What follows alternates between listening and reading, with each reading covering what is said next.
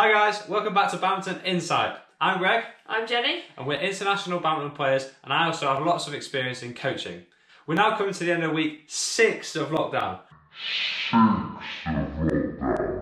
Hopefully you're enjoying our videos. We're trying to make them as interesting as possible with limited space, limited equipment, and also some limited acting ability.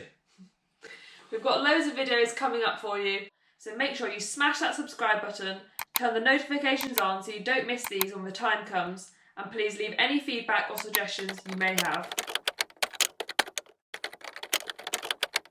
Today's video is going to show you how to improve your net spin skills from home, and we're also going to show you how to retrieve a net cord like this.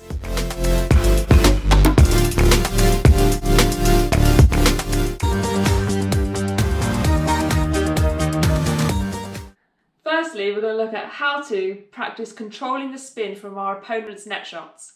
And for this, we have 3 key coaching points. Firstly, we're going to have a relaxed grip, be nice and loose in our fingers and thumb.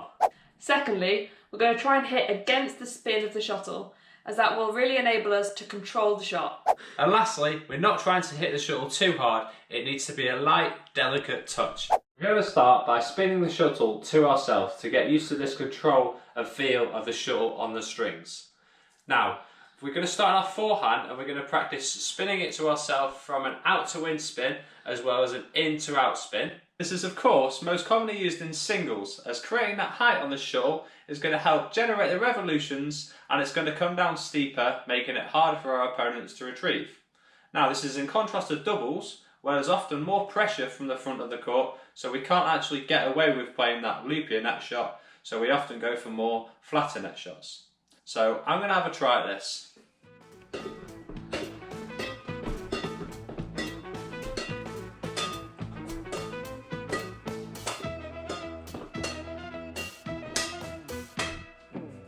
Okay, as you can see, I started off with an out to in spin and then went to an in to out spin. Now we'll do it on our backhand.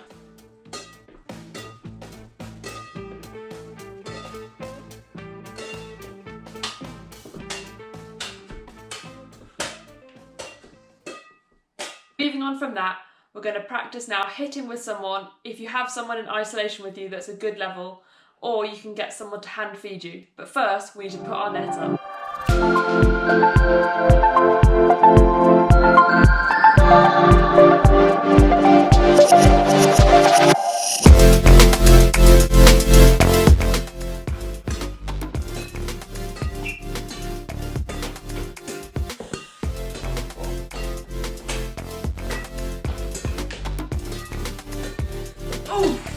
Oh, that's the cord. So if you don't have anyone to hit with who's a decent level, then you can try hand feeding the shuttle. Now we're going to do this by using the thumb and your finger to spin the shuttle and really try and roll it over the net to generate the spin. And I'm going to hand feed Greg on his forehand side to start.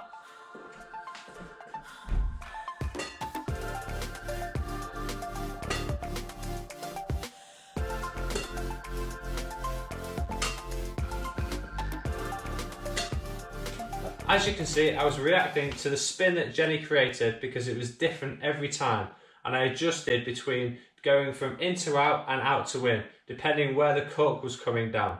Now I'm going to feed Jenny on her backhand side. Watch out for her taking the shuttle early to negate the spin, play a good shot, but also sometimes she might make the decision to let the shuttle drop so the spin has gone out of it and she'll take it a lot later.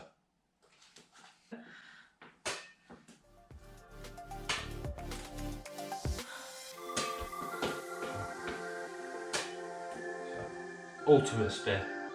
That's good. Woo-hoo. So we hope you can experiment with that. Now, moving on to our second how-to, we're going to look at how to retrieve net cords like this.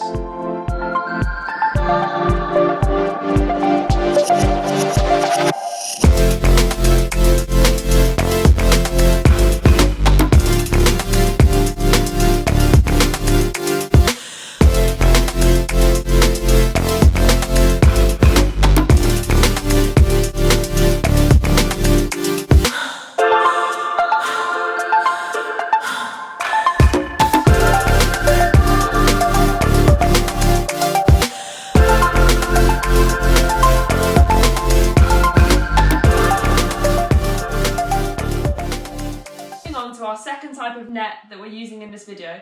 Here we've hung a towel over our kitchen island, or you can use your dining room table.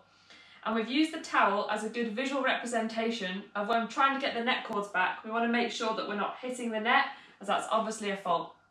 So we're going to take you through both the forehand and the backhand techniques of how to get a net cord back. For both the forehand and the backhand on this, there's a few key points we need to focus on. Firstly, we need to have a deep lunge with a low centre of gravity, nice and low.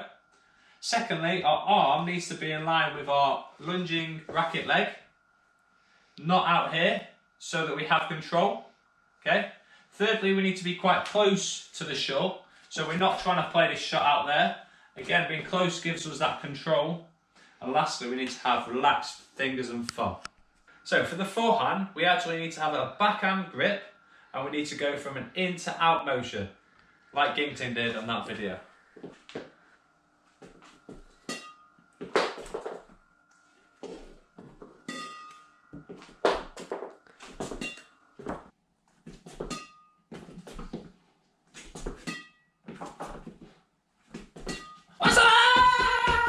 So moving on to the backhand side, for this we want a panhandle grip, and it's the same grip that we'd use when we're taking a late backhand shot in the rear court.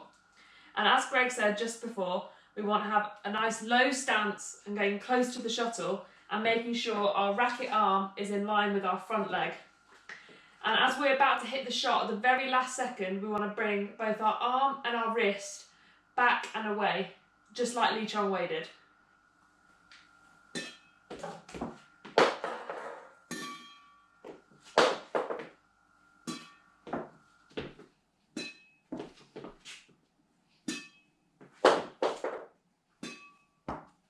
We are really urging you to make the most out of this time off court to improve your skills, so that when we go back on court, you're better badminton players as a result. We've also done some previous videos which you can go check out to see how you can learn more skills and improve your game. And we'll definitely be doing more when we get back on court. So go smash that subscribe button so you don't miss out. Thank you for watching. See you next time.